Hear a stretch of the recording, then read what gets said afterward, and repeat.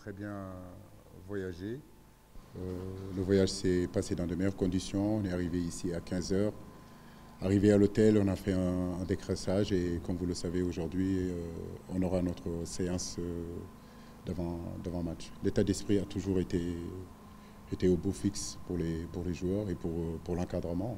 Donc oui, effectivement, comme tu le dis, en contre-performance à Dakar.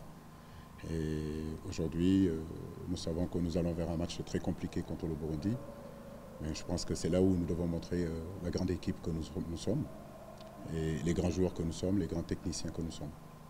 Un match nul qui, à certains égards, donne l'impression d'une défaite. Donc ça, c'est le que l'on a en regardant la réaction par rapport au public et tout. Et c'est le deuxième que tu as fait à domicile.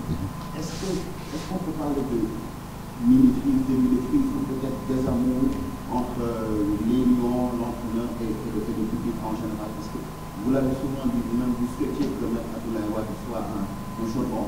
Ce n'est pas le cas. Est-ce que ça peut avoir un impact sur le comportement des joueurs? Non, moi je ne le crois pas. Et puis c'est un débat qui est très fraîche et qui m'interpelle et qui m'étonne de dire un désamour du public sénégalais envers son équipe nationale.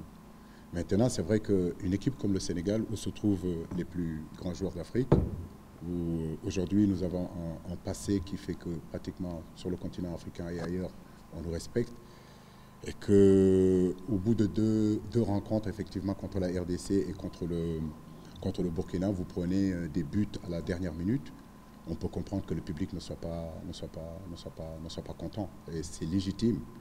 Quand vous portez le maillot de cette équipe nationale-là, je l'ai dit, je le répète, il y a quand même une exigence très forte, une pression quand même qui est très forte. Mais comme je l'ai dit, nous sommes dans ça depuis plus de 30 ans, dans ce football professionnel. Et les garçons que j'ai savent à quel point il est important, quand vous êtes le Sénégal, de gagner. Merci. Je vais juste rebondir. Bonjour d'abord. Je vais juste rebondir sur la question de Tchad Moukabi par rapport au mécontentement des supporters sénégalais, la fraternité de match face au Burkina Faso. Ils ont démontré sur plusieurs facettes. Que dites-vous à la population sénégalaise? Ça, c'est la première. La deuxième, tout à l'heure, on a suivi la conférence de presse du coach burundais et de son capitaine. En quelque sorte, ils ont vraiment montré que le Sénégal n'est plus cette équipe que l'Afrique réunie auparavant. Ça ne fait pas tiquer un peu?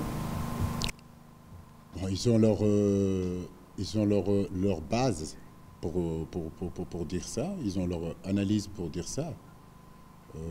À côté de ça, nous, on n'a jamais frappé notre poitrine et dire qu'on est les meilleurs. Voilà, je pense qu'être les meilleurs, c'est sur le terrain, c'est sur les statistiques, c'est sur les matchs joués. Nous n'avons jamais sous-estimé aucune équipe. Nous savons que demain aussi, face au Burundi, ça sera un match très difficile. C'est l'humilité de cette équipe-là qui est comme ça, mais nous savons qui nous sommes et nous savons ce que nous sommes capables de faire. Voilà, donc parce que dans le passé, on a eu à le faire plusieurs fois. Maintenant, ce désamour qu'on est en train de me parler du public envers l'équipe, comme je le dis, c'est quelque chose de nouveau, c'est un débat qui vient de s'installer. Ouais, peut-être que c'est vrai, les deux résultats qu'on a fait à domicile font que cette frustration s'installe, mais qu'ils comprennent que depuis plus de 10 ans, nous nous sommes battus pour leur faire plaisir, pour leur rendre heureux. Que quelque part, nous sommes désolés pour ces deux matchs-là, mais que la prochaine fois, on fera du mieux. Et moi, mes joueurs, l'encadrement, tous, notre objectif et notre projet depuis plus de 10 ans, c'est gagner pour le Sénégal.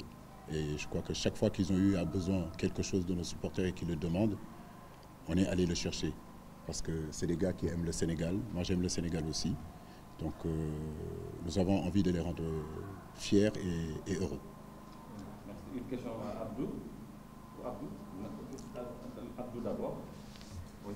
Ou bien les deux. Bon, anyway. Après, on revient. Donc, il est déjà là. Le micro est là.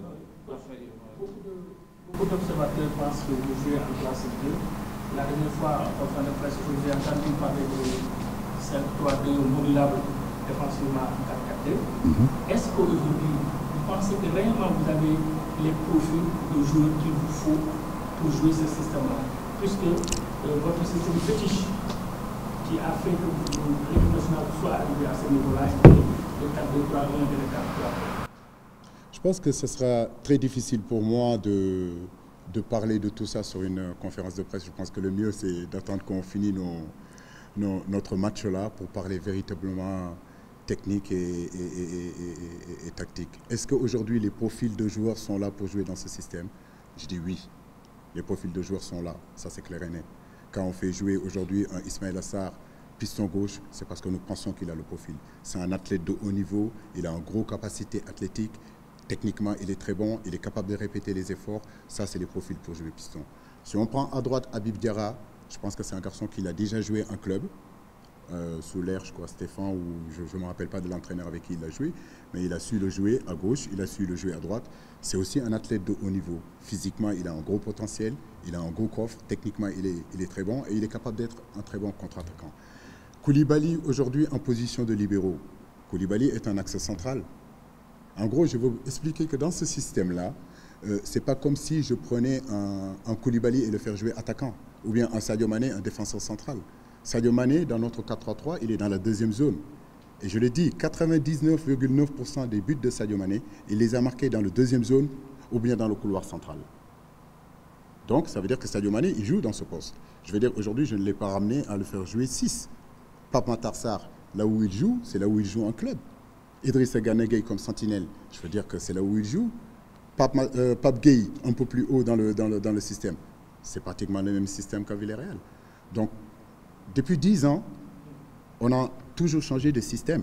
J'ai commencé en 4-2-3-1, on a joué en 4-3-3, on a joué en 4-4-2, et d'ailleurs, le 4-4-2, c'est la blessure de Crépin Diatta juste avant la CAN qui nous a fait qu'on a changé de système aussi. Donc c'est pour cela que ce début de CAN 2022 a été très compliqué. Mais comme je le dis, j'ai des joueurs aujourd'hui capables de jouer dans n'importe quel système parce que c'est des grands joueurs. Oui, pour Abdou, hein.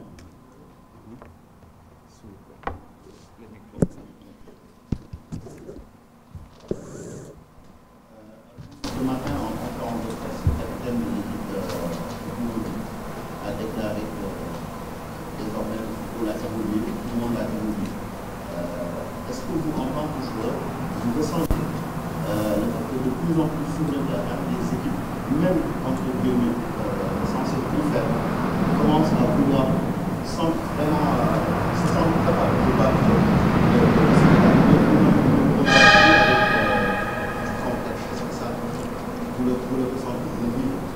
J'ai pas le sentiment qu'avant on nous regardait avec un certain complexe. Par exemple à la CAN 2022 au Cameroun, on a vu que la phase de poule était très difficile contre des équipes dites plus faibles et ça ne les a pas empêchés de sortir, de nous presser et de nous mettre en difficulté. Je pense qu'il n'y a aucun match qui est facile, c'est le football de haut niveau. Et donc on s'attend à une équipe du Burundi qui va venir, qui va vouloir gagner, puisqu'ils ont gagné leur premier match. Et c'est normal, ça fait partie du football, donc nous on doit être prêts à ça. Et c'est plus notre performance qui donnera l'impression que le match est facile ou difficile. Mais ce n'est pas leur attitude à eux, puisque s'ils n'ont pas envie de gagner, ils ne vont pas se déplacer. Donc je ne pense pas que ça a évolué dans ce sens-là. C'est juste que soit on va le rendre facile, soit on va le rendre difficile. Oui, Mbaye, d'abord. Vous avez vu le match face au Burkina, il y a eu ce score un but partout. Entre vous, qu'est-ce que vous vous êtes dit après le match, sachant que cette deuxième rencontre sera un match très décisif? Je ne veux pas dire hyper décisif, mais très décisif. Pour prendre la première place avant la double confrontation face au Mali. Forcément, à chaud, il y avait de la déception, ce qui est normal, ce qui est logique. Mais on est habitué à jouer très régulièrement, souvent tous les 3 jours, et à avoir l'opportunité de, entre guillemets, se racheter et de performer 3 jours plus tard. C'est le cas aujourd'hui.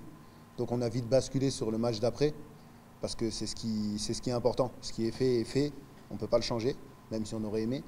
Mais par contre, ce qui doit être fait, j'espère va l'être. Merci. Oui, une question à Abdou. On vous a souvent vu prendre la parole. Aujourd'hui, que l'équipe, entre guillemets, est mal en point parce qu'elle n'a pas pu battre, elle n'a pas pu gagner aucun match des deux demi-rapport à domicile. Est-ce qu'il n'est pas facile aussi de penser qu'on doit jeter tout le corps sur le coach? Est-ce que vous, en tant que joueur, vous n'avez pas votre responsabilité? Oui. C'est nous qui sommes sur le terrain. C'est nous qui sommes sur le terrain. On n'a pas l'habitude de se cacher ou de se trouver des excuses. Donc le coach met un plan de jeu en place, mais c'est nous qui l'animons, c'est nous qui jouons et qui avons la décision finale. Donc évidemment, on ne se cache pas. On a nos responsabilités à prendre et il va falloir qu'on réponde présent dès demain. Quel va être le mot d'ordre de demain? Il faut gagner. On s'en fout. Merci. Non, je profite de l'occasion pour passer le bonjour à tout le peuple burundais. Voilà, donc... Coach burundais, que le Burundi est le Sénégal la tête noire. À chaque fois qu'on le croise, je pense bien que le Sénégal a gagné. Sauf si on remonte l'histoire à 97, le dernier match de Amsterdam en tant que coach. Est-ce qu'aujourd'hui vous êtes déjà focus sur ce match? Pour vous, si on gagne, on se relance? Je pense que, Bakary, je crois que je dirais que tu me connais un peu. Je dis un peu. N'est-ce pas? Et on se connaît. Je pense que tu sais que chaque match que je prépare, je le prépare en tout cas avec toute la détermination, toute l'abnégation, tous les efforts que nécessite la préparation de ce match-là. Donc ça n'a pas changé depuis 10 ans. La même façon, la même force, avec le staff, bien sûr, qu'on a préparé le match de la RDC, c'est la même façon qu'on est en train de préparer le match face au Burundi. Oui, c'est vrai qu'il y a une contre-performance, encore je le dis, mais on a la possibilité aujourd'hui de rectifier les tirs face au Burundi, encore je le dis, qui est une très très bonne équipe et qui nous donnera les répondants nécessaires, parce que je connais ce peuple-là et je sais que c'est des vaillants soldats.